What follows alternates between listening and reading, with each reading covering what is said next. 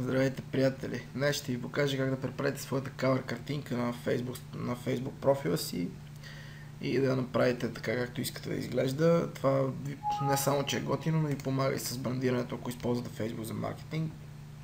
Така че това е задължителен елемент да оформите своята тайм линия, така че по начина по който искате да изглежда. За целта ще използвам Photoshop, като това е единствения фотоедитинг софтуер, който ползвам и който препоръчвам. Другите са няма аналог на този, другите са слаби и не функционират така добре.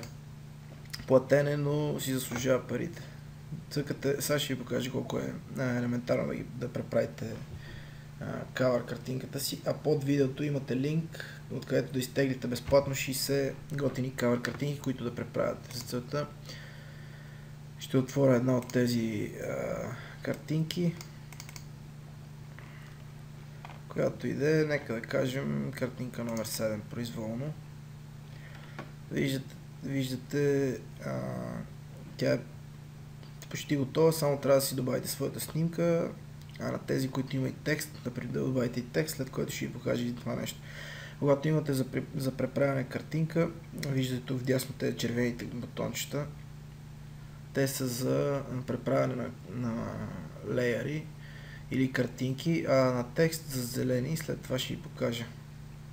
За да преправите тази картинка и за да добавите каквато искате, кликате два пъти на квадратчето до червения бутон. След което файл, place, намирате картинката, която искате да сложите. За целта, секунда да намеря някаква картинка. За целта ще сложим ето тази, да кажем.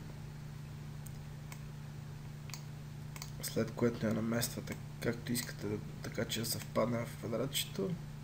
Или намествате с размерите, с които искате тя да бъде. Може да я направите малко по-странична, малко по-разширена, за да изглежда по-нормално.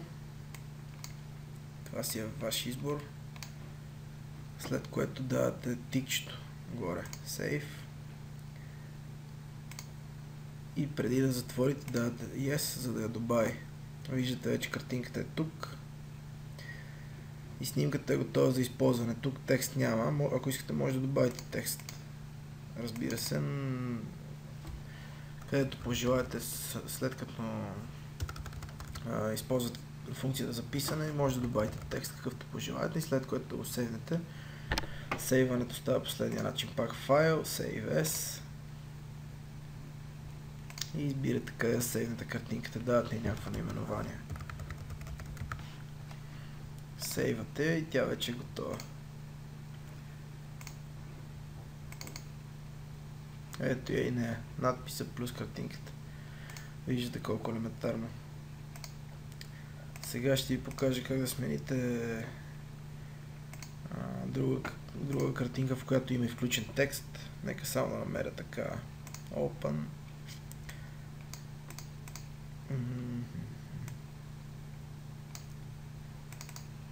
Тази мисля, че трябва да... Тази има и текст. Ето една картинка, в която има смяна на снимки и текст. Когато имате текст за сменяне, отдясно на таблицата ще ви бъде с зелено. Тези правоъгълничета, които са с червено, са за преправяне на картинките. Тези, които са зелено, са преправяне на текста. Кликвате два пъти върху текст, след което пишете каквото пожелаете. И виждате, че текстът е готов. След това му давате тикчето и вече текста ви е на място. Ако искате да преправите картинката, пак кликвате два пъти на... Ако искате да не се вижда, може да направите така, че тя да не излиза.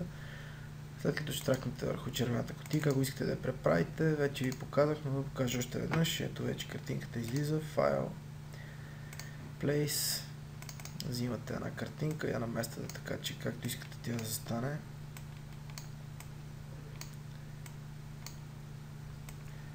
Може да вземете каквато и да е картинка и да я наместите така, че да съвпадне, така че не се притеснявайте. Но виждате, че дори резолюцията да не е достатъчно добра, когато я провлачите, тя се напасва много лесно. След това давате тикчето, сейвате и виждате вече снимката на място, плюс буквите отдолу. Виждате защо се използва Photoshop изключително елементарен софтуер за ползване, много функционален и много добър. Нека сега да я сейвнем.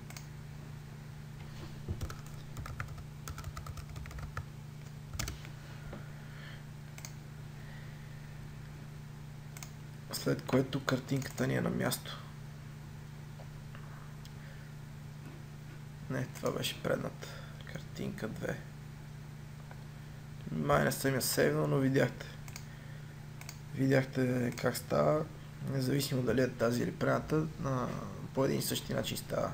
Елементарно е и много лесно за правене. Отдолу под видеото имате линк към тези 60 готини кавър картинки за Facebook. Кликнете и ги свалете безплатно.